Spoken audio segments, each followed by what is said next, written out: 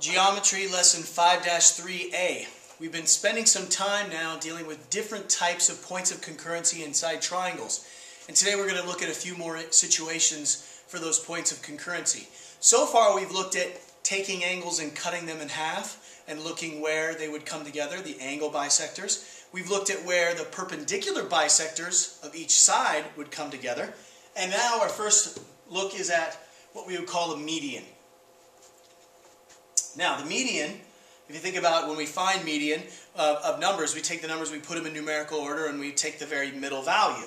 So in a median of a triangle, it's the segment whose endpoints are a vertex, in other words, one of the corners of the triangle, and the middle point of the opposite side. So this is the middle. It's as if we were taking this numerical set and we were looking for the very middle value, the median. So from a vertex to the other opposite side in the middle. We could go from here, this would be a vertex, to this opposite side. And we could go from here, this would be a vertex, to this opposite side. So each triangle is going to have three different medians. We call that the centroid. The centroid of a triangle is where the three medians are going to come to their point of concurrency.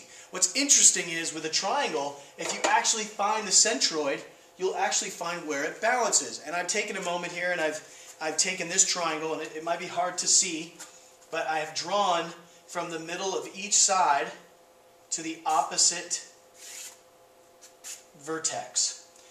Now, I have a point right here. It's a little sloppy because of the pen I poked it with, but if I put my pen in that centroid, the triangle balances. Just as I said it would right there. If I go to any other point on this, it will actually fall. But at the centroid, the triangle will completely balance.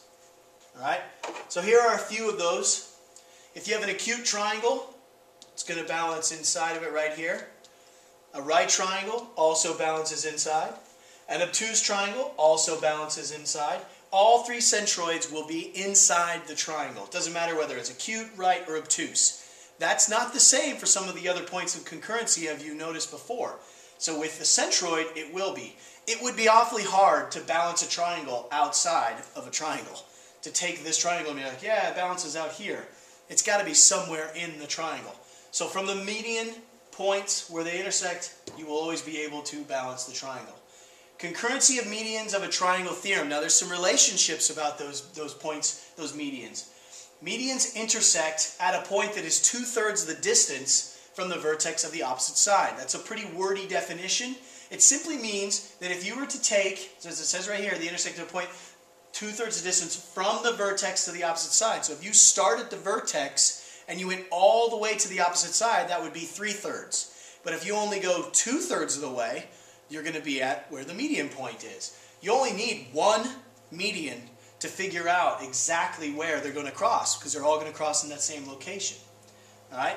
So here's our triangle that I've kind of given as an example.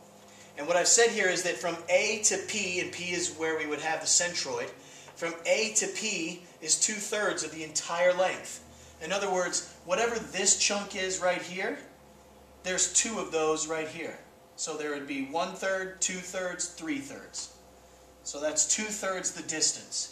If this entire measurement were 9 inches, this would be 6 inches. Right? Again, the same thing. From here to here, they're going to have a third here, another third here, and another third here. 2/3 of the whole.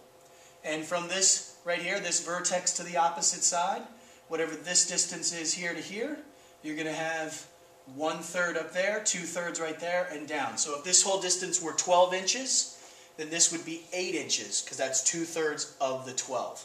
And it follows suit with each one of these formulas that A to P is going to be 2/3 of A to D.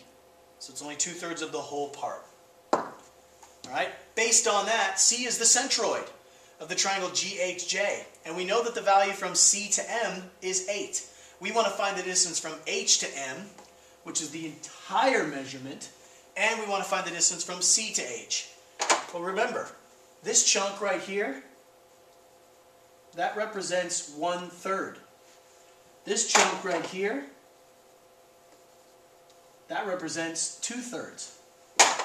So if 1/3 is 8, 2/3 has to be 16. So C to H, which is one of the values we're looking for, is going to equal 16. And M to H is going to be the entire distance, which will be 24. So 1/3 is here, 2/3 is on the other side. The vertex to the centroid is always 2/3. All right, our last bit of information for today, the altitude.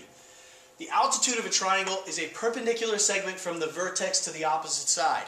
People get this one confused with perpendicular bisectors. Perpendicular bisectors have absolutely nothing to do with the angles in terms of where you draw them. You simply draw them from the very middle of a side at 90 degrees coming off of it, and wherever it goes is where it goes. If it happens to go through the middle, great, or through an angle, great. This one actually is going to go perpendicular, but from a vertex to the opposite side. So it's a little bit different, all right? They can be inside and they can be outside of the triangle. You have to be careful. This is not like a centroid.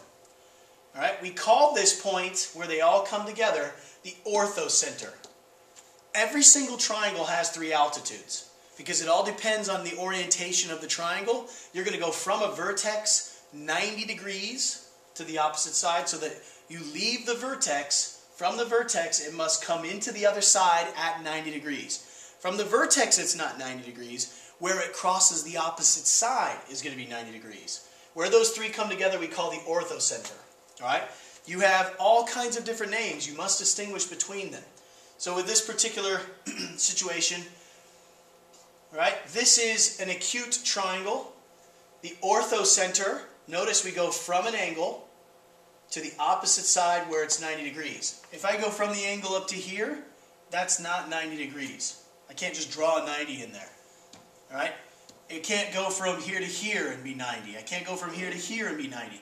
The only place where it actually makes 90 is right there, which is why that is called the altitude.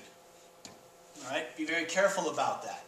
All right? So an acute triangle, they are going to meet right there. When it's a right triangle, they actually meet right on the triangle. From this vertex across to the hypotenuse, that's 90.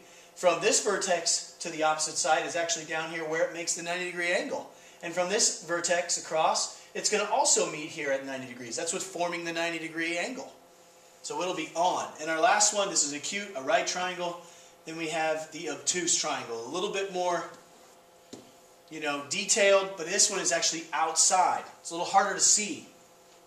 From this side, it's going through the other angle at 90 degrees, leaving and coming across.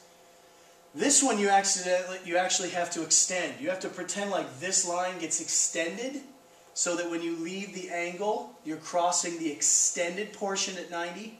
And over here the same thing. This line gets extended so that it can actually leave the vertex and cross at 90. That is the most tricky of the 3, but if it's an obtuse triangle, that's the only way we'd be able to come up with the altitudes crossing at the orthocenter. And as definition, the concurrency of altitudes of a triangle theorem, the lines containing the altitudes are going to be concurrent. The lines containing the altitudes. That means they're all going to come together and be concurrent at one point. So you have a number of different things. You have angle bisectors. You have perpendicular bisectors. You now have altitudes and you have medians. We have 4 different ways that we can look for points of concurrency inside a triangle. And you must be able to distinguish between all 4 of them. Be very careful.